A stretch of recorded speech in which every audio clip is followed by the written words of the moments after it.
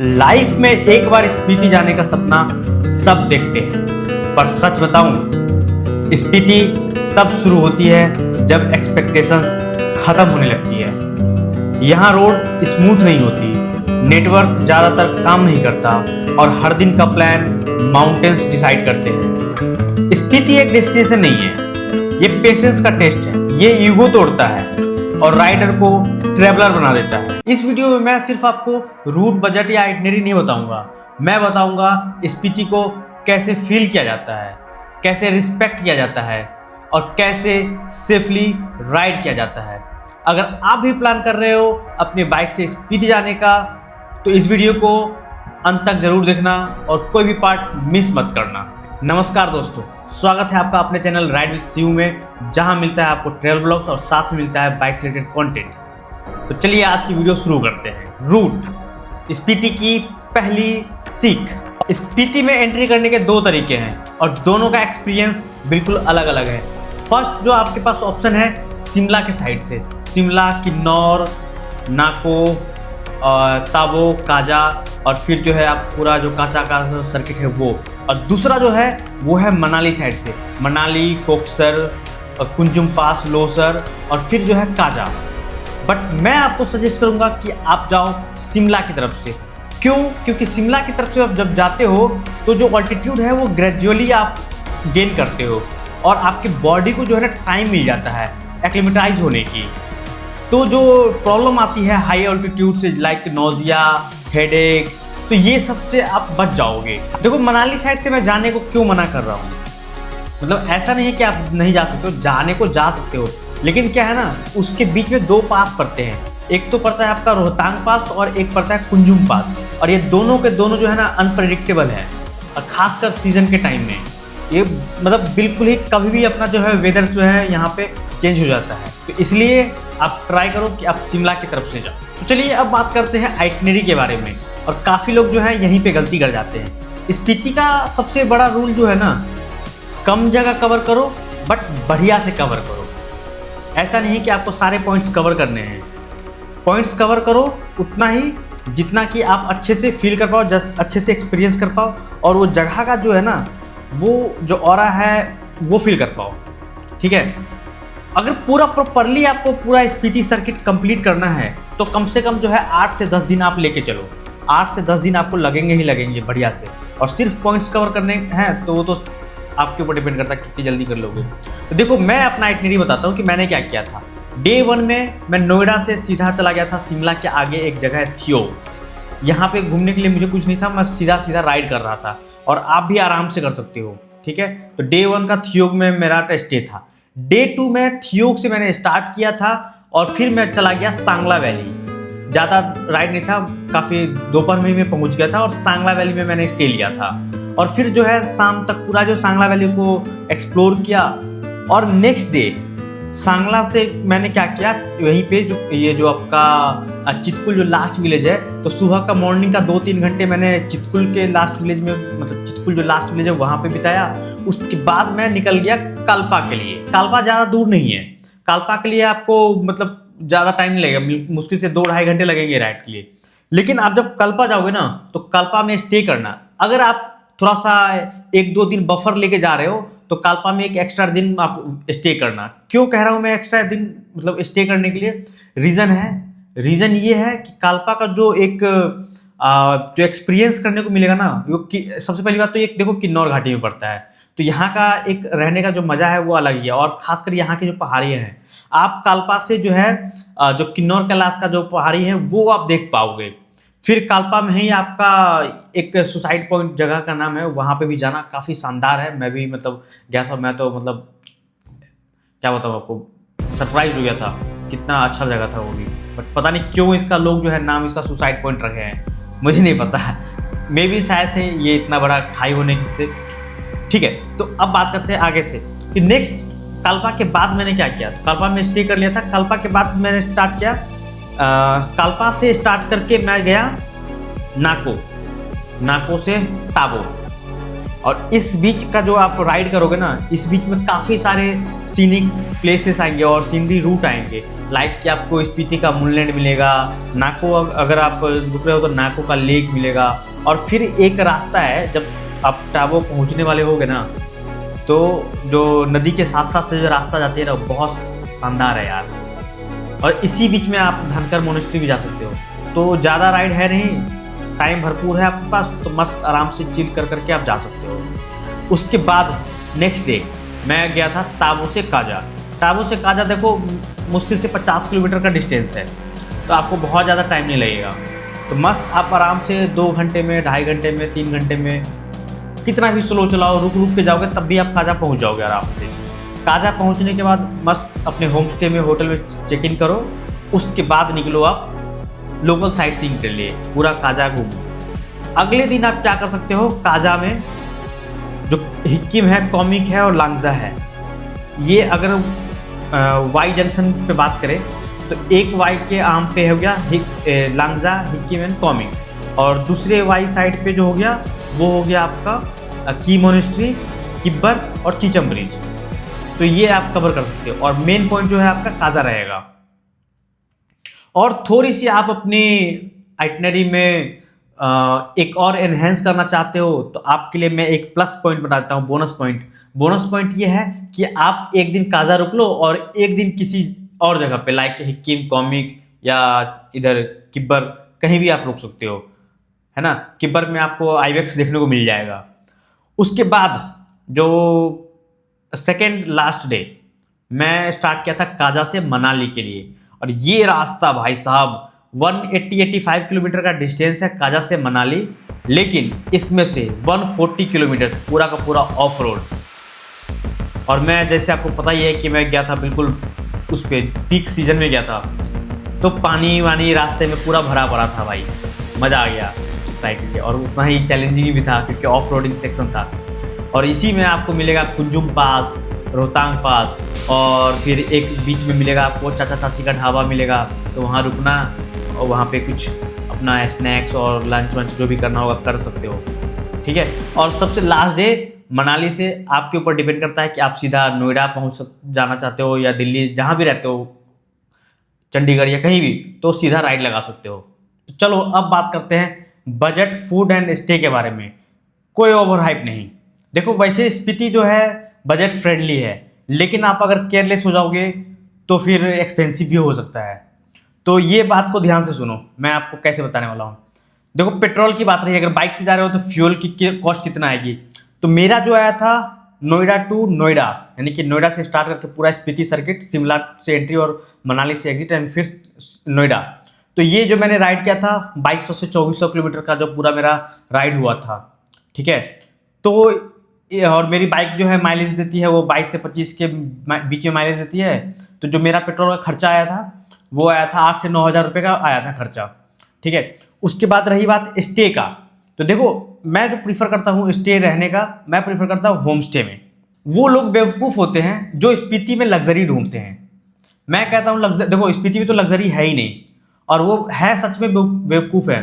अगर आप उस जगह को फील करने जा रहे हो, एक्सपीरियंस करने जा रहे हो, तो वहाँ पे लोकल लोगों के साथ रुको, लोकल कल्चर को जानो, होम स्टे में रुको, बजट फ्रेंडली है।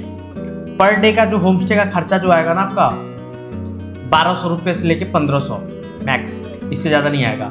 उसमें आपका वो डिनर भी आपको करवा देंगे और साथ साथ ब्रेकफास्ट भी करवा देंगे, even morning tea and evening tea भी दे देंगे आपको साथ में। और एक्सपीरियंस जो उनके साथ घुलने मिलने का जो मौका मिलेगा वो एक अलग मिलेगा। तो मेरा जो इसका होम स्टे, फूड, ये सब का जो लगा था वो लगा था करीब करीब 16,000 रुपये के करीब में लगे थे। दोपहर में लंच वंच कर रहा हूँ, वो सारे कुछ मैं मिला के कह रहा हूँ। और ये मिसक्लिनियस जो खर्चा होते हैं ना 2-3 हज़ार रुपये जो ऐसे ही कहीं भी खर्च हो जाते हैं बाइक से जा रहे हो तो वो सारे मिला के मेरे 16,000 रुपये के करीब में खर्च हुए थे। तो अगर दोनों को मैं क्लब कर दूँ तो 8 से 9 हज़ार रुपये फ्यूल की और 16,000 रुपये के करीब में ये मेरा स्टे, फूड, है ना। तो ये मिला के मेरा हो जाता है, कितना हो जाता है 16 और 8 24 से 25,000 रुपये। ये अपर साइड में बता रहा हूँ। अगर आपके बाइक जो है माइलेज अच्छी देती है तो आप अंडर 20,000 में जो है पूरा स्पीति सर्किट करके आ सकते हो, पूरा का पूरा 8 से 10 दिन का ट्रिप। लेकिन उसके लिए मेरी बात ध्यान से सुनना, मतलब ध्यान से सुनना क्या, ध्यान रखना जो मैं आपको अभी बताया। अब मैं आपको बताऊंगा नेटवर्क की, रोड कंडीशन के बारे में और फ्यूल का प्लान आपको कैसे करना है उसके बारे में। तो देखो, स्पीति के मोस्ट ऑफ द रोड्स काफ़ी शानदार है, बहुत बढ़िया बना हुआ है, कहीं भी दिक्कत नहीं आएगी। जैसे शिमला तक तो कोई दिक्कत नहीं आएगी, शिमला से आप फिर आगे गए हो सांगला वैली, वहाँ भी दिक्कत नहीं आएगी। बीच बीच में थोड़े बहुत रोड जो है टूटा फूटा मिलेगा, वो अलग चीज़ है। सांगला से कालपा जाओगे वो भी रोड मस्त है, कालपा से जो नाको जाओगे वो भी रोड चकाचक है, मस्त सीनिक है। नाको से जब टावो जाओगे उस टाइम थोड़ा बहुत रोड बीच में आपको ख़राब मिलेगा, जो आपको मैं बताया ना नदी के साइड में। तो बीच में एक मलिंग नाला पड़ता है, ग्यू यूनिवर्सिटी के आसपास की जो रोड है वहाँ पे थोड़ा सा दिक्कत आएगी। उसके बाद अगर टाबो से काजा जाओगे तो वो भी रोड ठीक है, थोड़ा बहुत छोड़ के बाकी सब ठीक है। और जो सबसे मेन रोड जो ख़राब है, मतलब ख़राब क्या, वो ऑफ रोड सेक्शन बोल दो। अब तो जा ही रहे हो बाइक से, एंजॉय करने के लिए जा रहे हो, एक्सपीरियंस करने के लिए जा रहे हो, टेरेन को फील करने जा रहे हो। तो जो काजा से मनाली वाली जो रास्ता है, ये है मेन चैलेंजिंग रास्ता, पूरा ऑफ रोडिंग रास्ता है ना।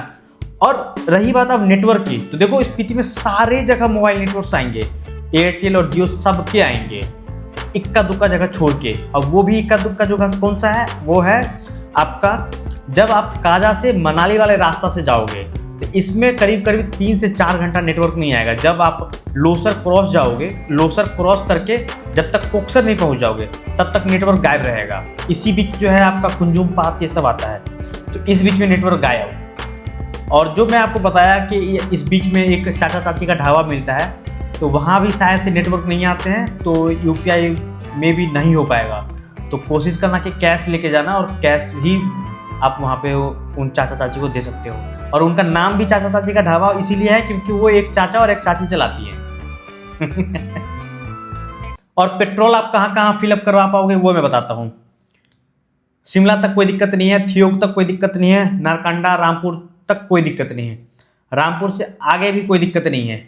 आप रामपुर के आगे जो ये जो अपना कालपा वाला जो जगह है, यहाँ भी कोई दिक्कत नहीं है, ठीक है। दिक्कत आएगी कहाँ, जब आप कालपा से होके जब जाओगे, जो है एक जगह पड़ती है पूह, तो पूह में है आखिरी पेट्रोल पंप काजा से पहले। तो वहाँ पे अपना जो भी बाइक की जो टैंक जितना भी फिल करवा सकते हो उतना फिल करवा लो। और अगर आपकी बाइक की रेंज कम है, लाइक कि 200 किलोमीटर ही है या 200 किलोमीटर से कम में ही फ्यूल टैंक जो है एम्प्टी हो जाती है, तो एक्स्ट्रा आप जो है कैरी करो, है ना। मैंने किया था, एक्स्ट्रा तो नहीं किया था मैंने, बट मैं क्या कहता ना, दोबारा आके फिलअप किया था। क्यों? क्योंकि मैं चला गया था शिवकिला एक पास है, वो अभी पिछले साल ही ओपन हुआ है, तो आप वहाँ पे जाके जा सकते हो। ये इंडो तिब्बत बॉर्डर पड़ता है अपना शिवकिला, तो वहाँ जा सकते हो। तो उस वजह से मेरी तो बाइक की रेंज जो है वो 200 प्लस है, लेकिन फिर भी मैंने वापस से रिफिल किया था। और काजा में आपको पेट्रोल पंप मिल जाएंगे, है ना। लेकिन काजा छोड़ के आप जो पेट्रोल पंप है वो कहीं नहीं है, ना ही आपको जो मैंने आपको बताए लांगजा, हिक्किम, कॉमिक, नहीं यहाँ पे भी नहीं है, ना ही इधर चीचम में है, ना किब्बर में है। सीधा जो है आपको अब मनाली में मिलेगा पेट्रोल पंप। तो अगर आपने काजा से मनाली वाला रास्ता चूज किया है और ये जाने का सोचे हो, तो आप अपना पेट्रोल टैंक जो फुल करवा लेना, क्योंकि ये 180 किलोमीटर का सेक्शन है, इसके बीच में कोई पेट्रोल नहीं है, कोई कुछ नहीं है। तो अब बात कर लेते हैं इंपॉर्टेंट चीज़ के बारे में, बाइक के बारे में। जो आप बाइक से जाने वाले हो, जो इस सर्किट को कंप्लीट करने वाले हो, उसके बारे में। तो जैसे मेरे पास मेरी अकीरा है, मैं अकीरा के साथ अपनी सारी राइड लगाता हूँ, वो मेरा ट्रैवल पार्टनर है ना। तो अगर आप बाइक से जा ही रहे हो और ये वीडियो देख रहे हो और यहाँ तक हो, तो 100% है कि आप स्पीति जाओगे और अपने बाइक से ही जाओगे। इसी बात पे जो है ना, इस वीडियो को लाइक कर दो और चैनल को सब्सक्राइब कर दो, ठीक है। कर दिया ना, गुड। तो स्पीति जाने से पहले जो है ना, बाइक की मेजर सर्विस करवा लो अपनी, लाइक ये इंजन ऑयल चेंज करवा लो, ब्रेक पैड्स नए डलवा लो, टायर अगर घिस चुके हैं तो टायर नए डलवा लो, चैन स्प्रॉकेट अगर एंड ऑफ लाइफ पहुंच चुका है तो चैन स्प्रॉकेट चेंज करवा लो, ठीक है। क्योंकि मतलब वहाँ पे यार अपने को दिक्कत नहीं आनी चाहिए, सारा कुछ स्मूथ चलना चाहिए। सिंपल सी बात है, अगर आप बाइक का ख्याल रखोगे तो बाइक आपका ख्याल रखेगी, है ना। ठीक है, बस छोटा सा था, यही था और कुछ नहीं। अब बात करते हैं लगेज पैकिंग के बारे में। तो लगेज पैक कितना करना है और कैसे करना है, तो देखो डिपेंड करता है कि आप कौन से मंथ में जा रहे हो। अगर आप मई जून में जा रहे हो तो बहुत ज़्यादा लगेज कैरी करने की ज़रूरत नहीं है। आप अपने जो राइडिंग गियर्स हैं उसके अलावा टी शर्ट्स रख लेना, शर्ट्स को प्रीफर मत करना। और दूसरा, आप एक जैकेट रख लेना माइनस वाली, क्योंकि जैसे आप जाओगे ना, हिक्किम जाओगे, कॉमिक जाओगे, तो वहाँ पे ना काफ़ी तेज़ हवा चलती है, तो वहाँ पे आपको ज़रूरत पड़ेगी। और एक रखना रेन लाइनर। तो ये था आपका आपसे रिलेटेड सामान। और बाइक से रिलेटेड सामान क्या रखना, टायर इन्फ्लेटर और पंक्चर किट। पंक्चर किट तो देखो रख ही लेना, क्योंकि वो टेरेन ऐसा है, अगर बीच रास्ते में पंक्चर हो गया तो क्या ही कर पाओगे, तो खुद से पंक्चर आप रिपेयर कर पाओगे, है ना। बस इससे ज़्यादा कुछ नहीं करना है। और कम लगेज के साथ ट्रैवल करोगे ना, तो ट्रैवल जो है ना एंजॉय कर पाओगे।